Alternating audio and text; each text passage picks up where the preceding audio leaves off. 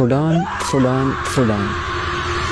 ایک ایسا مسلمان ملک جہاں پہ پچھلے 3 دنوں کے اندر تقریباً 3000 مسلمانوں کو مار دیا، اور ان کا گناہ کیا کہ وہ اپنے بچوں کے لیے کھانے کی تلاش کرتے ہیں، اپنے بچوں کے کھانے کے لیے باہر نکلتے ہیں اور ان کو مار دیا جاتا ہے۔ اور یہ وہی وقت ہے جس کے بارے میں آپ صلی اللہ علیہ وآلہ وسلم نے آج سے 1400 سال پہلے بتایا تھا۔ آپ صلی اللہ علیہ وآلہ وسلم کی حدیث ہے کہ مجھے میرے خدا کی قسم، وہ خدا جس کے ہاتھ میں میری جان ہے، کہ قیامت تب تک نہیں آئے گی کہ جب تک ایسا وقت آ نہ جائے کہ مارنے والے کو یہ نہ پتا ہو کہ وہ اسے مار کیوں رہا ہے، اور مرنے والے کو یہ پتا نہ ہو کہ اسے مارا کیوں گیا۔ جیسے آج سوڈان کے اندر لوگوں کو ان کا جرم نہیں پتا، غزہ کے لوگوں کو ان کا جرم نہیں پتا، لیکن پھر بھی ان کو مارا جا رہا ہے، ان کو قتل کیا جا رہا ہے۔ لیکن فرق یہ ہے کہ غزہ کے اندر ظلم کرنے والے یہودی ہیں، اسرائیل ہے، لیکن سوڈان کے اندر ظلم کرنے والے مسلمان ہیں، یو اے ای ہے۔ یو اے ای سوڈان کے باغیوں کو اسلحہ فراہم کر رہا ہے تاکہ وہ سوڈان میں سے ان کو سونا نکال کے دے سکیں۔ آر ایس ایف یہ چاہتی ہے کہ وہ سوڈان کے اوپر قبضہ کرے، وہیں پہ سوڈان کی آرمی بھی یہ چاہتی ہے کہ وہ سوڈان کے اوپر قبضہ کرے،